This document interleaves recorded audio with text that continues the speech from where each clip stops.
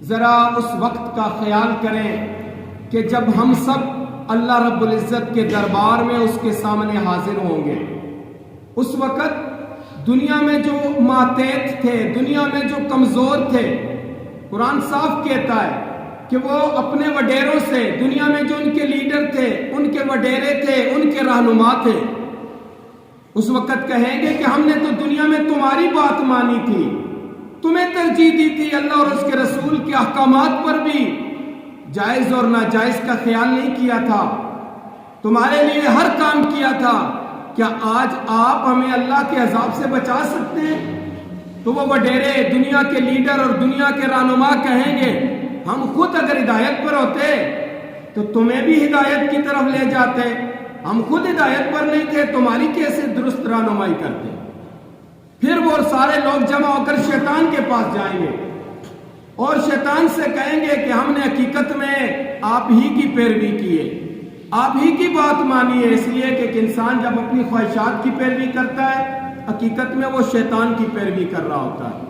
اگر وہ اللہ اور اس کے رسول کے مقابلے میں وہ کسی انسان، کسی رشتہ دار یا کسی اور کی پیروی کرتا ہے تو حقیقت میں وہ شیطان ہی کی پیروی کر رہا ہے۔ اب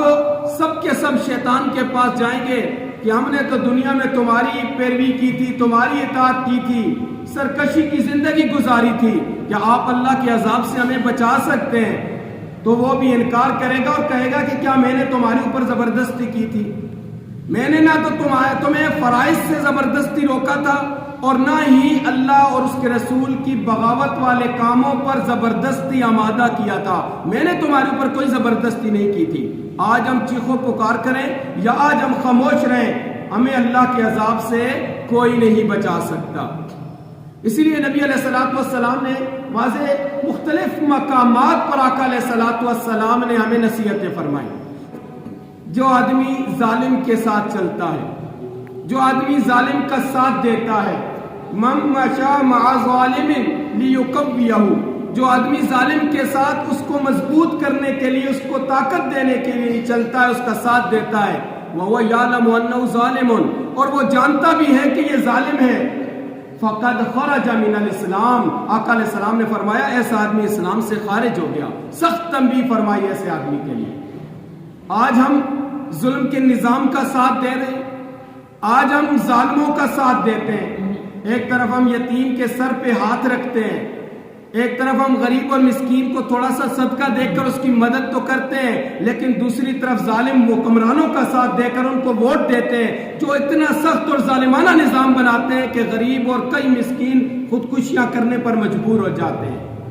اب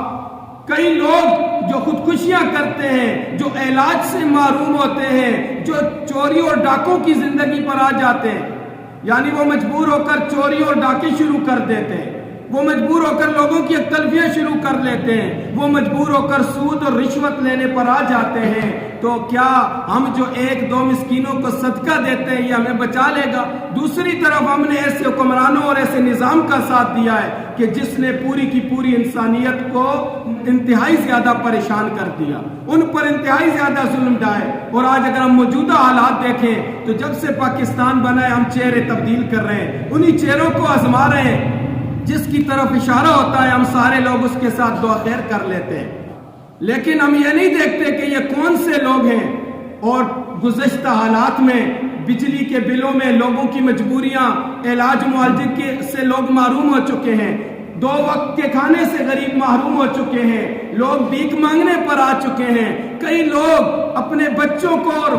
خودکشیاں کر چکے ہیں۔ ان سارے کے سارے جرموں میں حکمرانوں کے ساتھ ووٹر برابر کا شریک ہے۔ جب ہم ظلم کا ساتھ دیتے ہیں تو ہم ان کے ساتھ برابر کے شریک ہیں۔ تو یہی فرمایا کہ نوح علیہ السلام نے 950 سال تک دعوت دی، ناکام نوح علیہ السلام نہیں ہوئے، ناکام وہ لوگ ہوئے کہ جنہوں نے ان کی دعوت پر لبیک نہیں کہا۔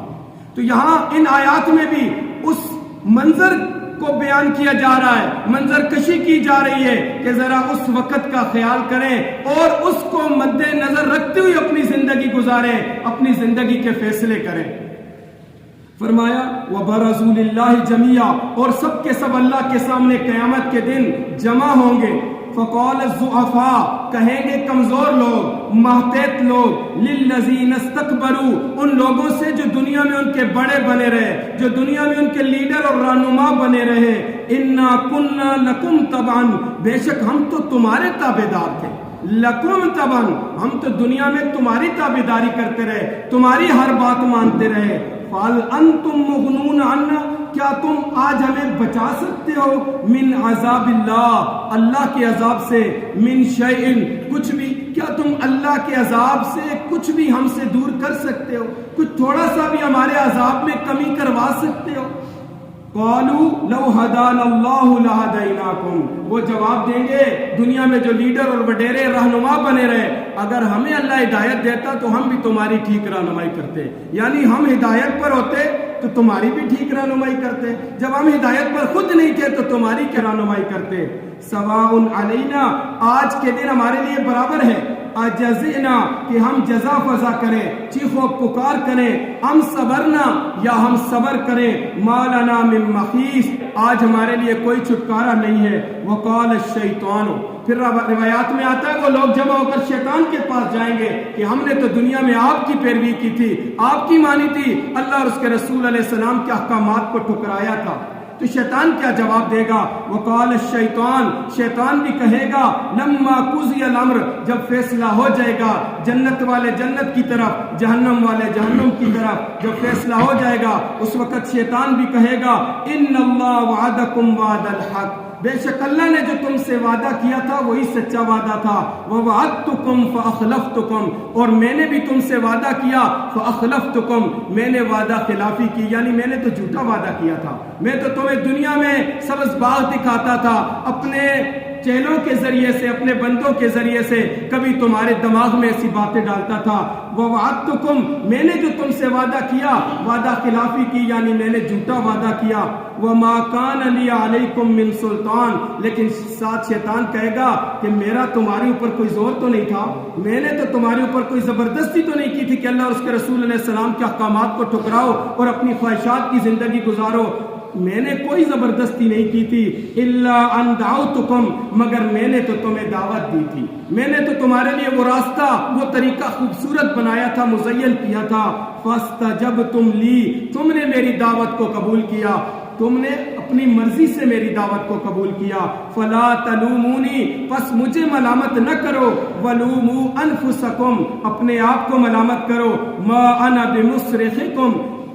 میں آج تمہیں نہیں بچا سکتا، تمہیں نہیں چھڑا سکتا، وما انتم بمصرخیہ اور نہ تم مجھے بچا سکتے ہو اور نہ مجھے تم چھڑا سکتے ہو، یعنی اس وقت آپس میں اپنے وڈیروں کے پاس ہر آدمی جائے گا کہ اللہ اور اس کے رسول کے احکامات کے مقابلے میں نے تو تجھے ترجیح دی تھی، میں نے تو تیرا ساتھ دیا تھا، حلال حرام کی تمیز نہیں کی تھی، تو اس وقت وہ بھی کہیں گے کہ آج ہم کچھ نہیں کر سکتے، اور اسی طرح شیطان کے پاس جائیں گے تو شیطان بھی کہے گا کہ میں نے زبردستی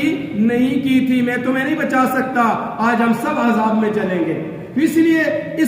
ان حالات کو، اس حالت کی منظر کشی کی گئی، ہمیں پہلے ہی بتا دیا گیا کہ ہم نے اپنی زندگی کیسے گزارنی ہے، لہذا دنیا کے اندر ہماری انفرادی زندگی ہے یا اجتماعی معاملات ہیں، ہماری اگر چند عبادات ہیں، ہم روزہ رکھتے ہیں، نماز ادا کرتے ہیں، ہم تہجد ادا کرتے ہیں، ہم ہر سال حج کرتے ہیں، ہم قربانیاں کرتے ہیں، لیکن ہم غلط نظام کا ساتھ دیتے ہیں، ہم ظالموں کو ووٹ دیتے ہیں، جو کچھ وہ ظلم کرتے ہیں، اسلام کے خلاف قوانین پاس کرتے ہیں، جس طرح وہ سود کے اوپر قوانین پاس کرتے ہیں، لوگوں پر ظلم کر رہے ہیں، جو جتنے لوگوں پر ظلم ہوتا ہے، ہر ایک ظلم، ہر ایک جرم میں ووٹر اور سپورٹ کرنے والا، ساتھ دینے والا، خاموش رہنے والا برابر کا شریک ہے، بچے گا وہی جو ظلم کے خلاف بولے گا، ظلم کے خلاف کھڑا ہوگا۔